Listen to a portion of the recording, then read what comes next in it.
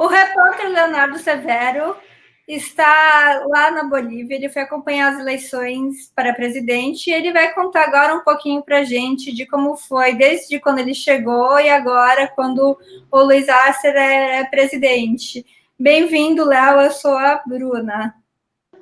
Tudo jóia, Bruna? Bom, saudações aos amigos da TV Democrática, importante espaço de debate. Nós estamos aqui junto com o povo boliviano comemorando, né? Comemorando uma vitória maiúscula de um povo que derrotou um golpe há 11 meses, agora um golpe que destituiu o seu presidente, né? E coloca as coisas no devido lugar. Luiz Arce, que é o presidente eleito, ele é um economista que se destacou no comando da economia do Evo Morales, crescendo várias vezes o país acima dos 4,5% do PIB. Toda vez que o país crescia acima dos 4,5%, eles recebiam o que eles chamam dobro aguinaldo, que é o 14º salário. Então, houve redistribuição de renda, e eu acho que esse resultado eleitoral demonstra exatamente o que o movimento ao socialismo do Luiz Arce e do Davi Choquehuanca, que também era o chanceler, o ministro das Relações Exteriores do Evo, estão estampando, é que, na verdade, no ano passado, que eu acompanhei também o processo eleitoral, não houve fraude nenhuma, que, na verdade, houve uma manipulação grotesca da Organização dos Estados Americanos, da UEA, subserviente aos Estados Unidos, subserviente aos ditames do Fundo Monetário Internacional, para privatizar a economia, para destruir um exemplo exitoso de projeto nacionalista. E eu queria saber nisso, né, já da vitória, o que você avalia, como você avalia, quais atitudes do MAS, o partido do Evo, que teve êxito para ganhar as eleições assim no domingo e em primeiro turno?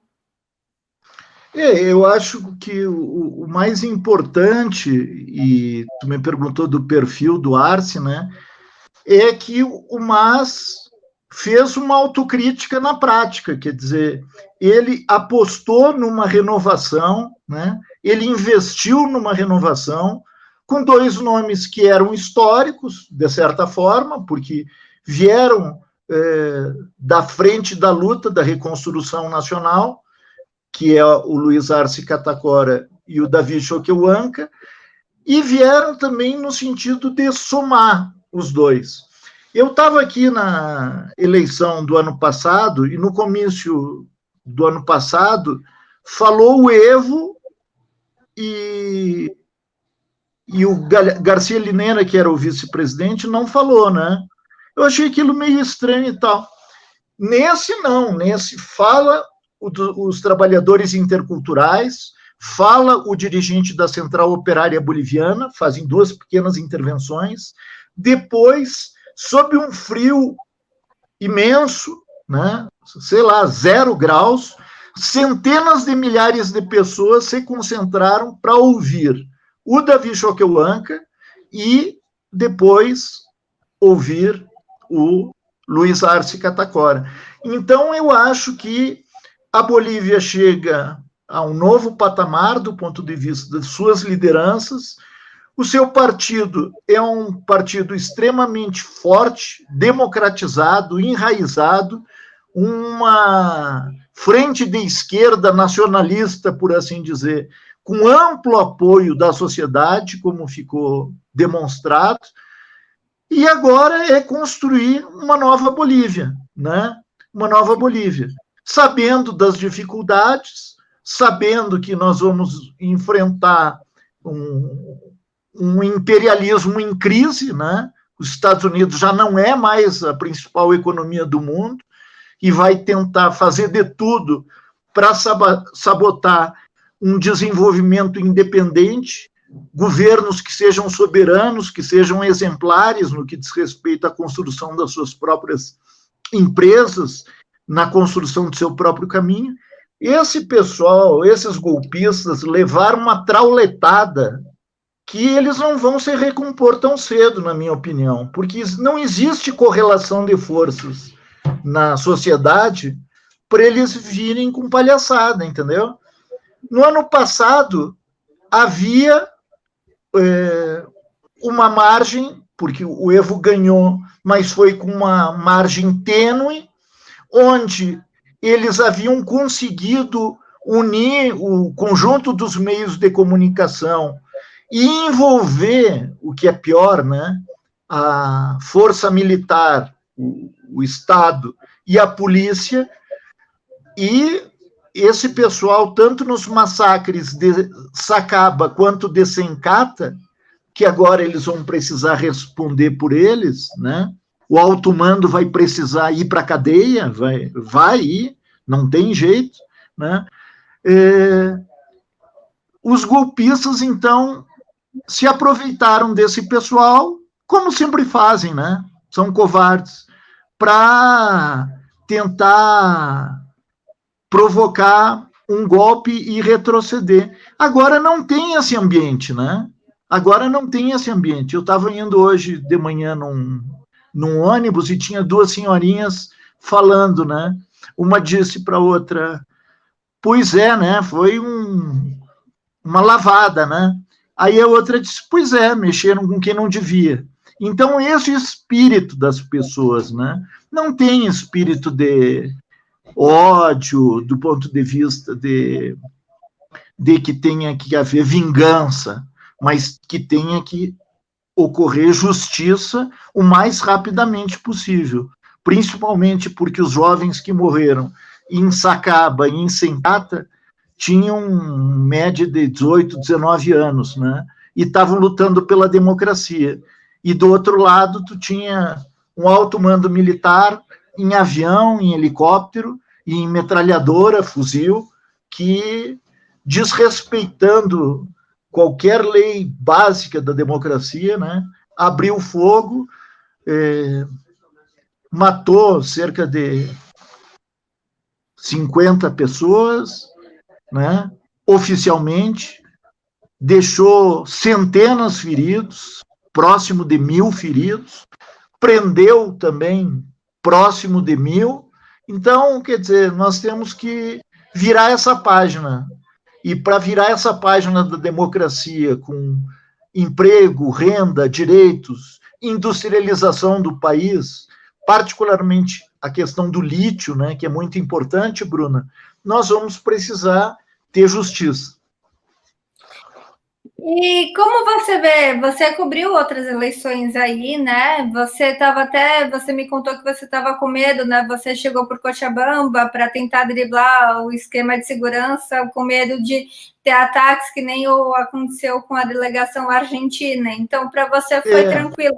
Surpreendeu positivamente. Vamos acertar a palavra, porque gaúcho não tem medo, né? Tem receio. Tô brincando. Mas é o seguinte, o que a gente fez, né?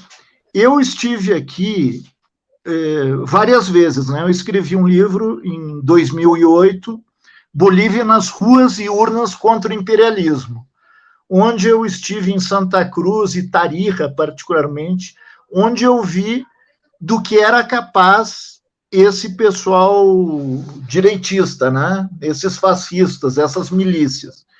Então, bom, eu estive aqui nas eleições de outubro do ano passado, comprovei a vitória do Evo, depois eu voltei em dezembro, após o golpe, onde eu fui a Sencata, que fica aqui perto de El Alto, né? Fui a Sacaba, que fica próximo a Cochabamba, onde entrevistei vítimas, feridas, né? Algumas que estavam em hospital, outras que estavam dentro de carro, que foram falar comigo, e onde entrevistei parentes das vítimas que foram assassinadas. Então, eu acho que eu consegui dar uma dimensão. Eu fui o único repórter brasileiro que teve nesses 2 locais, né? Dei uma pincelada geral, deu para ter um quadro de quão covarde foi esses 2 atentados, essas mortes. Então, é o seguinte, com base nessas experiências anteriores, eu vim cobrir essa eleição, sabendo que já tinham assassinado um jornalista argentino. Tem um outro jornalista argentino que está preso aqui. Agora, inclusive, voltaram a destratar a delegação de argentinos, a delegação de parlamentares.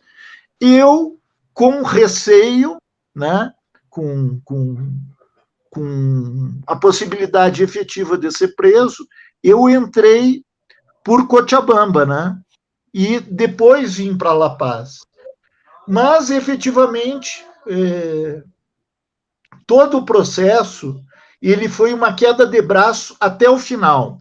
No próprio dia da eleição, no domingo, eles cercaram a sede do MAS, colocaram tropas militares na rua, colocaram tanquetas nas ruas, colocaram carros da polícia nas ruas, ameaçaram invadir a sede do MAS caso fosse descumprido aquela determinação de divulgar a boca de urna, né? Aí o MAS ampliou a boca de urna que eles tinham falado para as 21 horas, alguma coisa assim, quer dizer, uma coisa absurda. Depois, quando havia as condições para divulgar, eles disseram que só com 95% dos dados poderia ser divulgado. Então, é o seguinte, a direitona armou uma fraude por aí. Só que começaram a chegar os mapas eleitorais, porque as pessoas fotografaram o exemplo dos seus mapas eleitorais. Eu, particularmente, vi mesas onde, dos 140 votos, o MAS fez 140 votos. Então, não tinha margem. Então, não tinha margem, entendeu? Havia uma determinação, uma contundência, uma unidade pelo movimento ao socialismo, instrumento pela soberania dos povos, impressionante. Então, como eu te falei, eu estou otimista. Agora é construir um processo democrático, garantindo que não haja impunidade para os ladrões que entraram no governo durante esses 11 meses. Para te ter uma ideia, nós estamos no meio de uma epidemia de coronavírus e foram roubados os respiradores, foram superfaturados. Então, tem muita gente aqui do governo passado para ser preso, né? Não apenas para ser responsabilizado pelas mortes daqueles que foram, que sofreram as balas, né, nas confrontações, de uma forma mesquinha, arrogante, prepotente, cruel, covarde, mas também os milhares que, da mesma forma que no Brasil, têm a sua grande responsabilidade por parte do governo, né? Logo mais o Bolsonaro vai ter que responder, né, perante a justiça pelos milhares de crimes. Sim, e então, como foi gravar no dia que você teve, o último dia dos resultados agora do Luiz Arce? Eu me sinto com o sentimento de dever cumprido, né? De missão cumprida.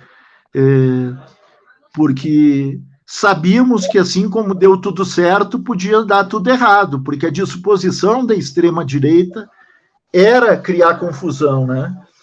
Mas, felizmente, o povo boliviano tomou consciência do papel que tem a cumprir hoje, não apenas dentro do seu país, como da América Latina, e coloca a luta, no meu entender, do continente num novo patamar, né? O fato de nós termos um povo em que tão amplamente, em que de forma tão majoritária e contundente se expressa em defesa de uma linha política, pela distribuição de renda, pela justiça social, pelo fortalecimento do papel do Estado, num momento de retrocesso como o que a gente vive no Brasil, ele nos enche de orgulho e de esperança, né? Então, o que eu poderia te dizer é que foi emocionante, né? Estar ali presente naquela hora, naquele momento, e dando o nosso aporte para conseguir fugir do bloqueio comunicacional, né?